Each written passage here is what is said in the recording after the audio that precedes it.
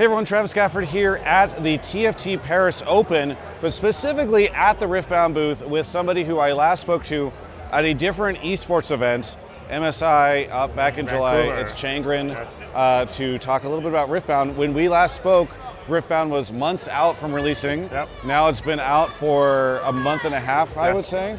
So congratulations on huge success. It seems like it's a big thing. Everybody seems to love it. What's it been like for you seeing the product release? Yeah, it's been incredible. Just seeing all the community response to the launch. Everybody is excited. We've seen kind of record turnouts at local game stores. And game store owners are telling us that not only are they seeing kind of returning like fans of other TCGs, but also just a ton of new players coming in. You know, these are players who are fans of League, fans of Arcane, of our other games and IP that have never tried a TCG, but because of Riftbound, they're taking the plunge and trying a TCG out for the first time. Do you have a sense, even if it's sort of vague data yet or anecdata, about like how much of this are folks who are into TCG versus how much are folks that are brand new to TCG? Yeah, I think very anecdotally, I think it's probably like a third. Like a third are like League players who already play some sort of TCGs. There's a third of just like other TCG players who are coming over to try Riftbound and they really like it. And then probably the last third is like brand new, never played TCG, but because it's League, they're coming in. Yeah, I've had a chance to do some learn to play events at different conventions, and I feel like that's what I've seen too, which is like some people are like asking, you know, how the stack works, and then you have an idea of what's going on there, and then you have some other people that are like, okay, so I tap my card and then they tap it. You know, it's just very funny to see how this stuff works. So it's cool to see all the different folks that are coming out. I would be remiss if the first question I did not ask you about was product availability, as we have so much commotion at the booth. Product availability. Everybody's curious about when product is going to become more available. I know you guys have a second wave. Is that hitting right now in the West? That is hitting right now. Okay. And in fact, so local game stores should be getting their supply over the next couple of weeks. Depending on the geographic location, it will be sometime December, January for the second wave to hit. And then again, our general philosophy around the game has always been we want players to have access to the product at a reasonable price. And so we understand, there's a lot of high-priced products out there, and that is definitely not the intent. We want the game to be accessible, so we will make sure that there is sufficient supply. Okay. Is there a third wave coming? Do we start to get wave updates? Yeah. So I think Origins is a very unique case in that it is the first set, right? So it is a very foundational set. Players are coming in. Obviously, we've got new sets coming in, in 2026. But what we'll probably do just for Origins is to kind of continue monitoring and make more supply available to ensure that everyone has that accessibility coming into Riftbound. I think a lot of people are going to be trying to figure out. I understand that there's sometimes a need for you all to be vague on when product is releasing, but also there are people out there that are like, okay, I need this card for my deck. I don't know if I should do it now or if in 3 weeks it will hopefully become more accessible. And so, is there, I guess I would just ask, should players expect more Origins before Spirit Forge releases, or is that going to be something after? I know you also have to balance printing the second set versus set one. Yeah, so I think in general, more product should become available readily over the next couple months. Okay. And then again, we'll keep an eye on the situation, and more product should be made available throughout 2026. And again, a lot of that will depend on where you are, sitting geographically in the world, and so timing may vary. Speaking of product people would like, I know that Master Yi is a very popular legend in the game. Annie. Yes, Annie. Flash, great spell. I know that there was a conversation about some of these cards being put into the price packs that people can get from their LGS. But one of the things that I've also been doing over the last couple months is helping out at different booths at conventions, and also as I'm helping do learn to play stuff, so many people are like, hey, is there like a really great entry product that I could just play with my friends? And I'm like, yes, it's available for $200 right now. So I'm wondering about the Proving Grounds product because obviously people can get those cards for competition, but some people might want to have them be more accessible or just a product they can play with friends, etc. So Proving Grounds, for those who don't know, is our entry-level SKU. It features 4 of our well-known beloved champions, Lux, Garen, Annie, and Master Yi. With cards that'll not be high-tier competitive, I believe. Well, is what I heard in June of last year, or April maybe. Yeah. Things change. You know, our players find creative ways to combine and use of our cards, and some of them turns out to be a little bit works a little too well. So players find a way. So the intention of that particular box has always been the entry point, as you described, and so we will be reprinting Proving Grounds and making sure that there's ample supply of that going into 2026. Have you all thought about doing a version of Proving Grounds that is not like the big box, just so that people can get access to it in different ways, or it's maybe easier to stock? Yeah, I mean, I think kind of the big box, we've actually gotten great feedback from the community. It is easy to start, easy to open, and especially for new to TCG players, it does feature all of the things that you need. It has a very extensive manual in terms of getting started and describing all the steps, which is great for new to TCG players. Obviously, for the more advanced players, a lot of them don't need a lot of those things. They may or may not appreciate the acrylic tokens, which are actually kind of cute. And so that is why we want to make sure that we have multiple ways to get the Proving Ground cards out to players, right? So as you mentioned, Nexus Knights, Spirit Forge Nexus Knights packs will have foiled and non-foiled versions of those cards coming out to players who are playing. But again, our goal is to make sure that players have access to those cards, regardless of whether they go to local game stores to play or not. Yeah. Okay. Cool. I'm going to check my notes as I have some other fun things for you. Okay. As you know, we're at the fun point where now the product is released, and instead of my questions all being hyped to you, I'm like, all right, here's a problem, community's unhappy about this. All right, next up on my list was, every now and then I open a pack of cards, and I go towards the back of the cards, and I believe, again, in March or April of this year, I remember hearing there were going to be multiple rares in every pack. Sometimes that does not happen. So I understand that, I was like, okay, how are they going to address this? For me, I was pretty surprised because so many people are playing this card game so often that the solution is capped at, I think, 3 rares per person. So I was just wondering how the team arrived on that. Is that a UVS decision, a Riot decision? I know you guys are going to be like, well, it's our decision together.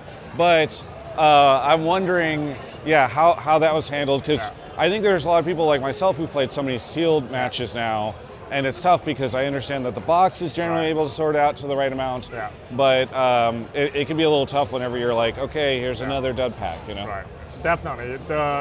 I will start by saying the dud pack, like the missing rare or the rare that is putting a different pack is not the desired or intended experience, right? We definitely messed up on that part.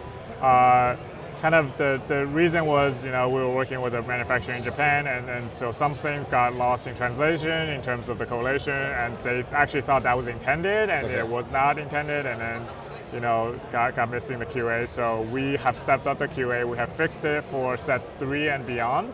But since set 2 was already in printing, it will have the same issue.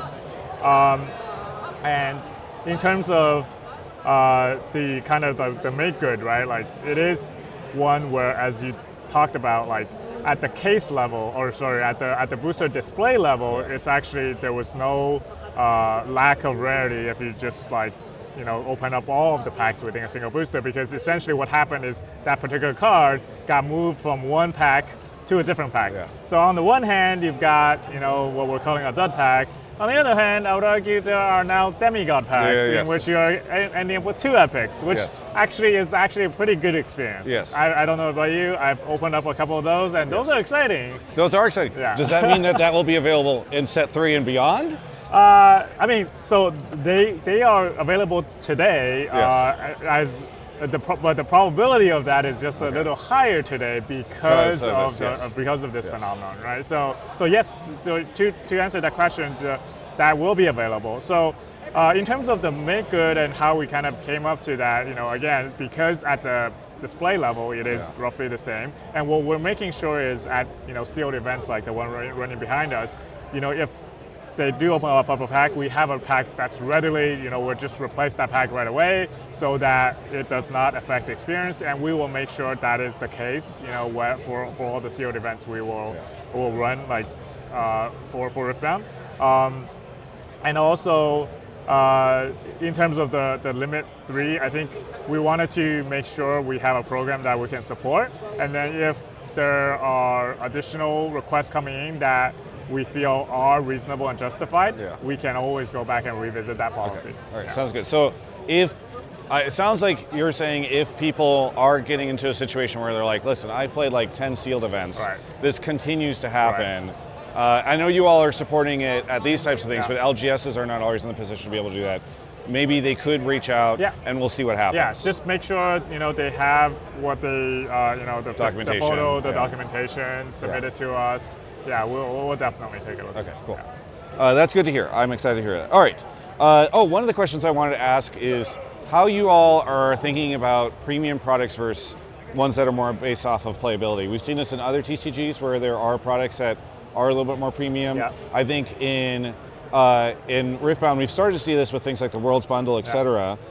So how do you see that balance going forward? Is this something you guys might step up? It seems like there's pretty big demand for those types of products. Yeah, we've seen a lot of demand. The Worlds box, we had a very healthy quantity of which I think is sold out in NA in about 17 minutes. I was very shocked. And so the demand is there. I think like philosophically, we never want to put things that you must have to play in these boxes, because those are just more of like kind of the chase experience, a moment to remember.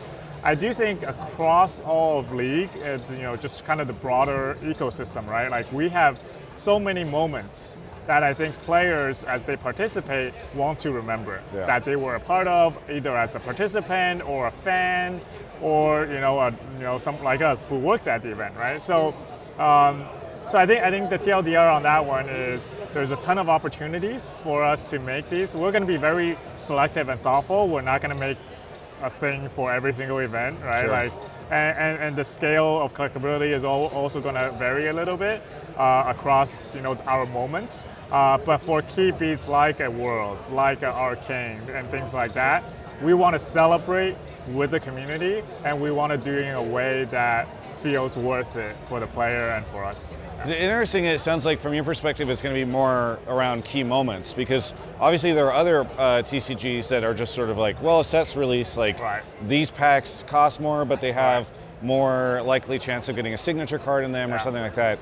Is that something you all are thinking about as well, or right now are you focused mostly on like getting your feet underneath you and then releasing these specific things around a moment? I think in terms of collectability, the team feels pretty good about where we are right now with the core sets. Again, never say never, right? Because I think we can always figure out whether there are additional opportunities to improve that collector experience down the road.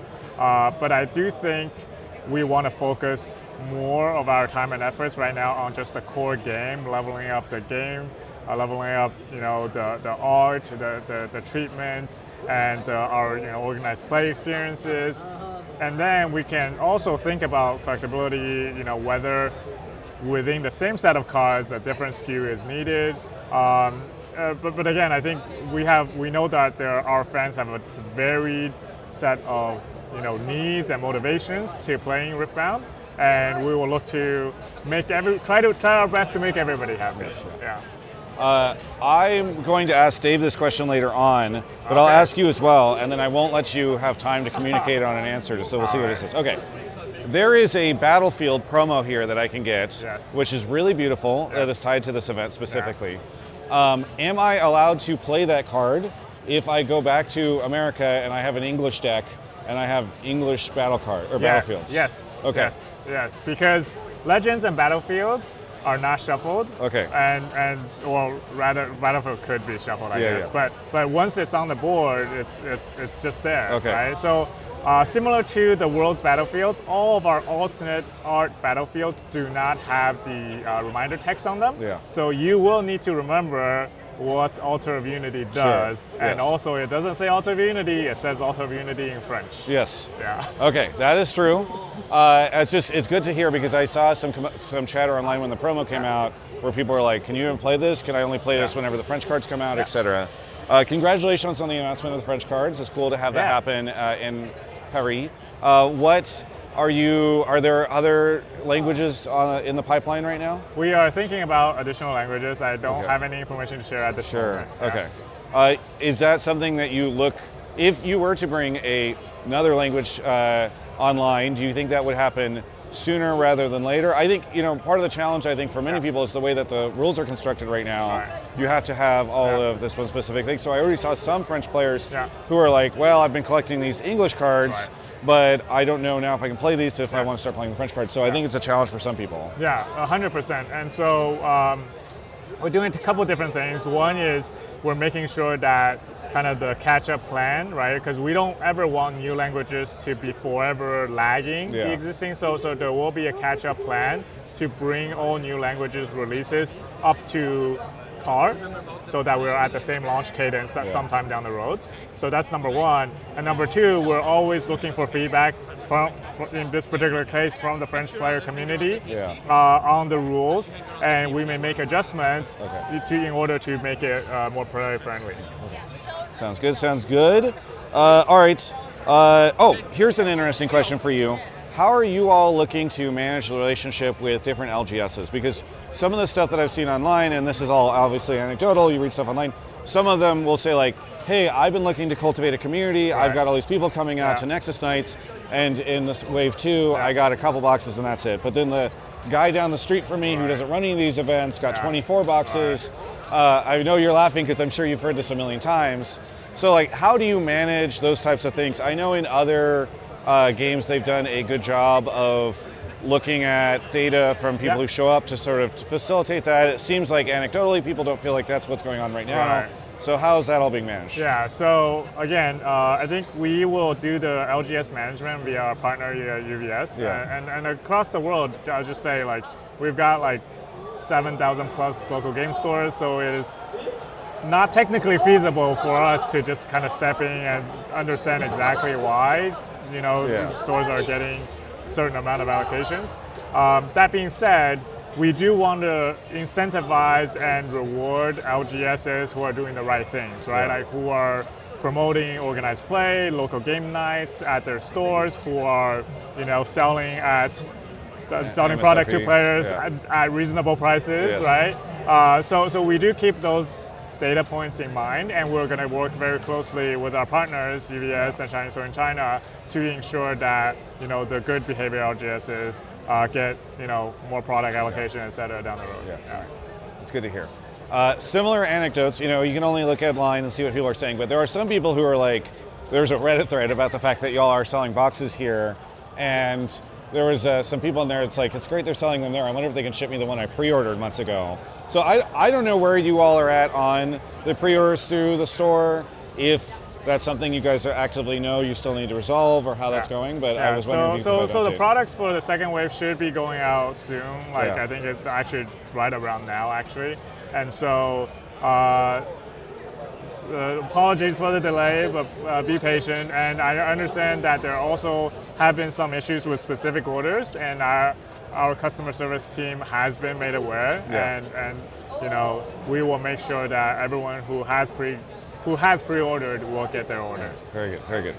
All right, I'm trying to see if there's any more angry questions I have for you. I think that's it. Those are all fine. Yeah, okay.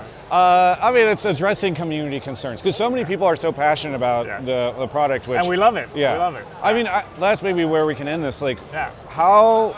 I know you had high hopes for this product based off of our conversations, both in the interview before, but also on the sidelines at times.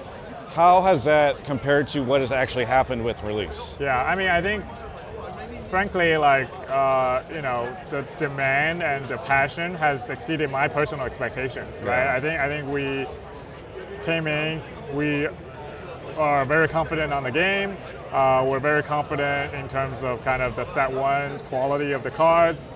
And the community kind of like blew us away with just the amount of passion and demand for our product. And so we're like, okay, let's make sure we continue to hit that very high bar, continue to, make sure we are supplying the market with sufficient product, because again, players need cards in their hands to build a community around them, right? And if only 2 of us have cards, we can't build a community with our local game store. So one thing that has been very, I think, heartwarming that I've seen on, Discord and Reddit is, a lot of players who have been able to get their hands on product. They're actually going to their local game stores. They're kind of like donating their extra common cards and common cards, and they're trading the other cards to other players to help them complete their decks, right? Like, we love to see that, and we really appreciate the players who are doing that for the Riftbound community. That's awesome.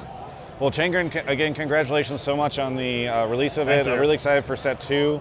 I get to do a preview event in a short time, which I'll probably be posting about on social media, which I'll be excited about. So anything you want to say to any of the fans out there? I just wanted to give a huge thank you to everyone who's been a part of this journey. Whether you kind of followed us from, TFT Macau this time last year, or just recently joined in because your friends started playing. We hope Riftbound has been fun, and we cannot wait for you to experience all of Riftbound and what we're going to bring in 2026 and beyond. Thank you so much for the interview. Yeah. For everyone else, you can check out the rest of my coverage of all things Riftbound right here on my Riftbound channel.